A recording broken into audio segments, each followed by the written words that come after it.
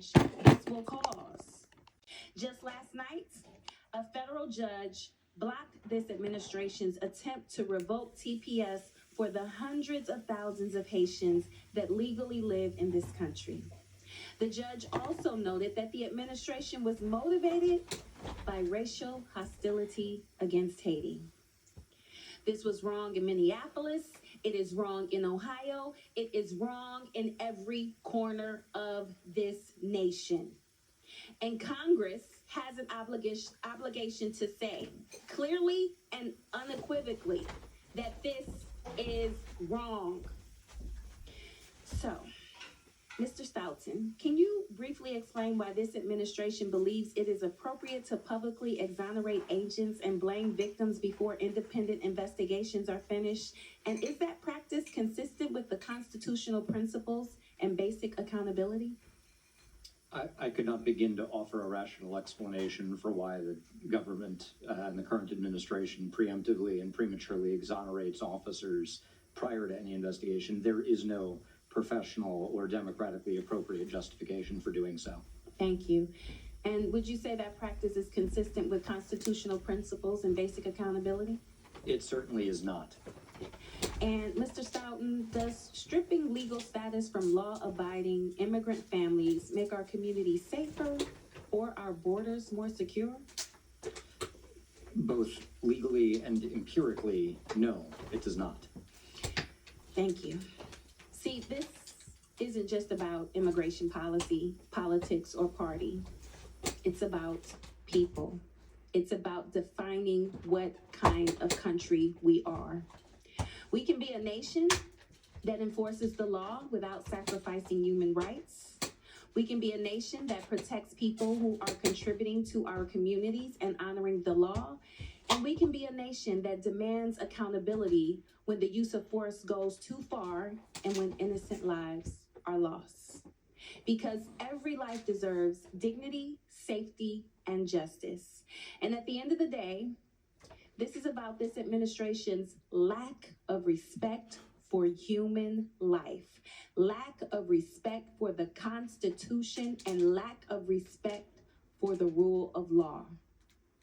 Enforcement without accountability is not justice, and silence in the face of harm is not leadership.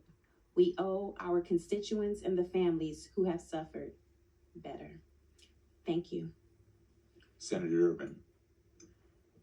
I want to thank all of the witnesses who appeared before us today, my friend Tony Romanucci, and I particularly want to call attention to Ms. Marimar Martinez.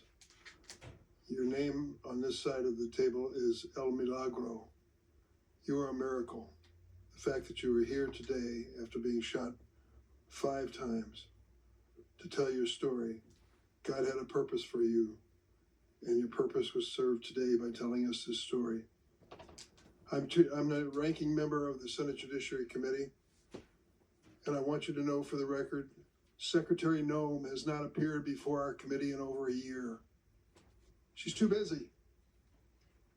Come and answer for the mismanagement of this agency and the damage that's being done, not only to the people of America, but to our reputation in the world when you consider the police tactics that are being used. Mr. Stoughton, I was going to go through some of the things that Ms. Martinez lived through and ask you to comment.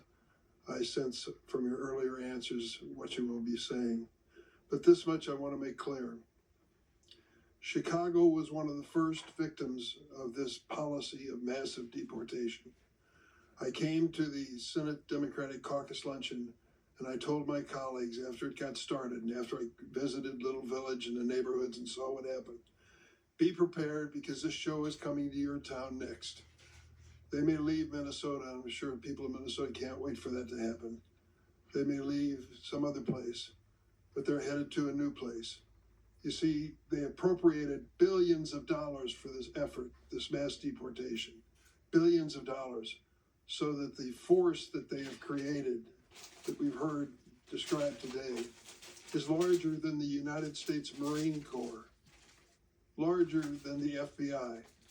They are prepared to take this show on the road and to visit it to polling places and schools, nurseries, Montessori schools all across America. We have to do something. It is up to us. The courts are doing some things. I wish they would do more, but we have to do our part. That's why we've made it clear that this negotiation to change the standards for ICE is critical for us to continue funding this agency. Critical. 10 days. The Republicans are arguing it's not long enough. We need longer. No, 10 days is plenty of time to do what needs to be done. The basics, Mr. Stoughton, the basics of policing. All we're asking is that this effort by ICE and other federal agencies adhere to the same standards and principles as policemen and policewomen across the United States already. That's not too much to ask. Thank you, Mr. Chairman. Thank you, Senator. Next up is Representative Stansbury. Thank you, Mr. Chairman. Whew.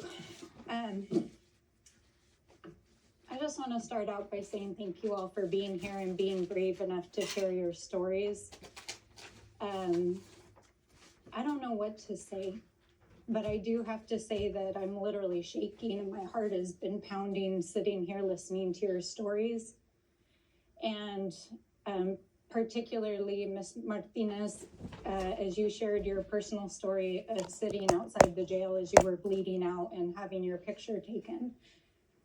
I don't normally talk about my own personal experience with the justice system and my family because it's such a painful experience, but your story for me really made me think about an experience that our family had about a decade ago.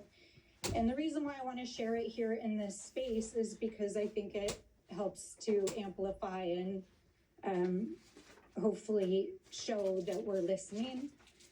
And that is that I had a member of my family who about 10 years ago, 15 years ago, was picked up not in a detention for immigration, but for other reasons, and was taken to a local county jail where he had a medical emergency in the jail.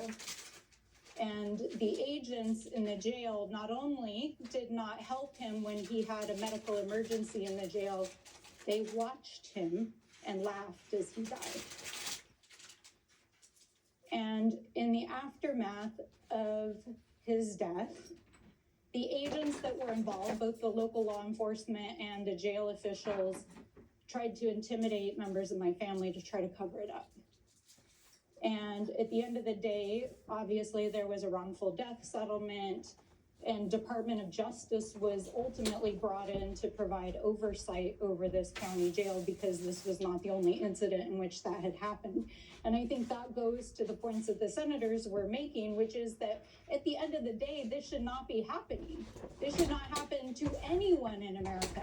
It should not be happening to US citizens. It should not be happening to immigrants. It should not be happening to anyone in America. I don't care who you are or what your identity is or how your status is under the law in this country. This should not be happening in the United States, and there are systems in place to provide a check and balance to make sure that this does not happen to people in our country.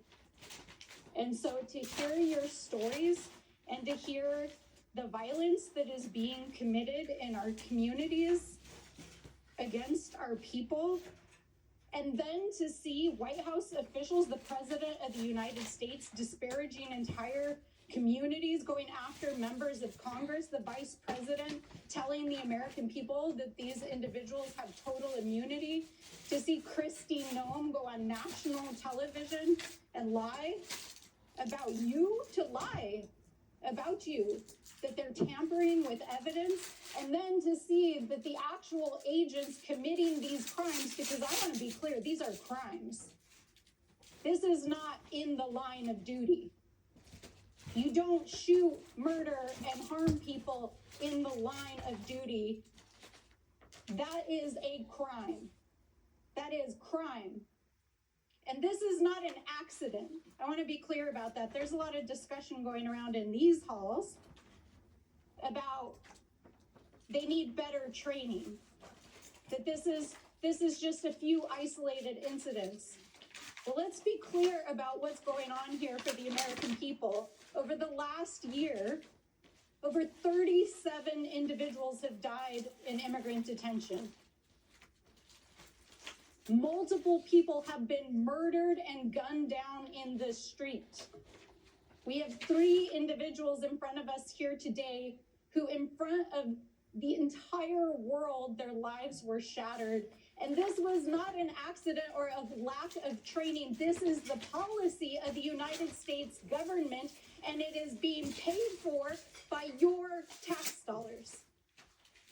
Because literally, this chamber passed $85 billion in funding to allow this to happen and to arm these agents with those night vision, with those guns, and then to unleash them under a policy that is so based in cruelty, so based in a lack of humanity, so based in a lack of basic respect for human dignity, the Constitution, due process, that they would allow people to die in the streets and then go lie to our faces about it.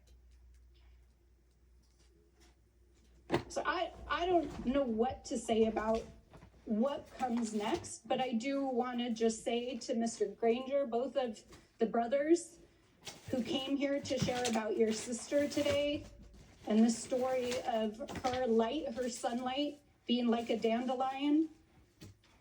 I mean, this isn't just about sunlight. We're here to bear witness. We're here to tell the truth. But I'm sorry, we need to defund and dismantle this agency immediately.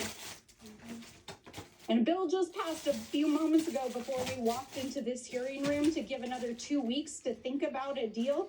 No, it's time to defund this. This has to end.